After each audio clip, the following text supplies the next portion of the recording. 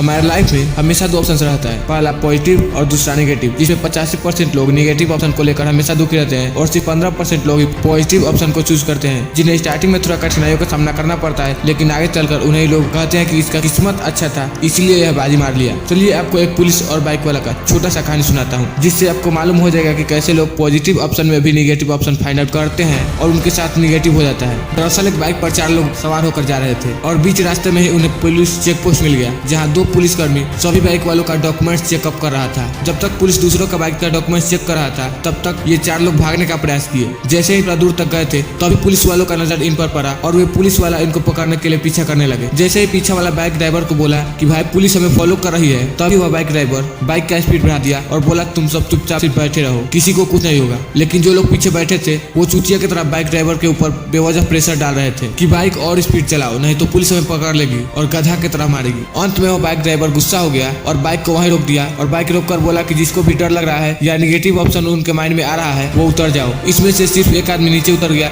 और जैसे ही वो रोड क्रॉस कर ही रहा था, तभी पीछे से पुलिस आ गई और उसे वहीं अरेस्ट कर लिया। अब बाइक पर मात्र 3 लोग ही बचे थे, जिसके कारण बाइक बहुत अच्छा परफॉर्मेंस दे रहा था पहले से, और वे तीनों कुछ दूरी तक ही गए थे। तो दूसरे को लगा कि वो उतर गया है तो अब वह बिल्कुल सेफ है, इसलिए मैं भी उतर जाता हूँ। यह सोचकर वह बाइक से ही कूद गया और वह बाइक से कूदा तो नीचे गिर गया और गिरकर जैसे ही उठ ही रहा था, तब तक पीछे से पुलिस मौजूद हो गई और उसे वहीं अरेस्ट कर लिया। अब बाइक पे मात्र 2 लोग ही बचे थे, जिसमें एक बाइक ड्राइवर था। जैसे ही वो लोग अपने गाँव के पहले टर्निंग को क्रॉस कर ही रहे थे, तीसरा भी बाइक से कूद गया और गाँव के आदमी से बात करने लगा। जब पुलिस के कार उस टर्निंग पे हॉर्न बजाया तो हॉर्न सुनते ही वह तीसरा आदमी घबरा गया और छूटने लगा। पुलिस को पहले से उस पर कोई संदेह नहीं था, लेकिन उसको घबराते देख पुलिस को उस पर संदेह हो गया और पुलिस उसे भी अरेस्ट कर लिया। जैसे ही थोड़ा आगे पुलिस का कार गया, बहुत ज्यादा ब्रेकर को देखकर वहीं से रिटर्न ले लिया और वे तीनों पकड़ा गए जिन्हें नेगेटिव ऑप्शंस का आभास हो रहा था। और जो बाइक ड्राइवर था उससे बुरे वक्त में भी पॉजिटिव ऑप्शंस दिखाई दे रहा था, जिसके कारण उसके साथ भी पॉजिटिव हुआ। लेकिन उन 3 लोगों के साथ नेगेटिव ऑप्शंस आ रहा था, जिसके कारण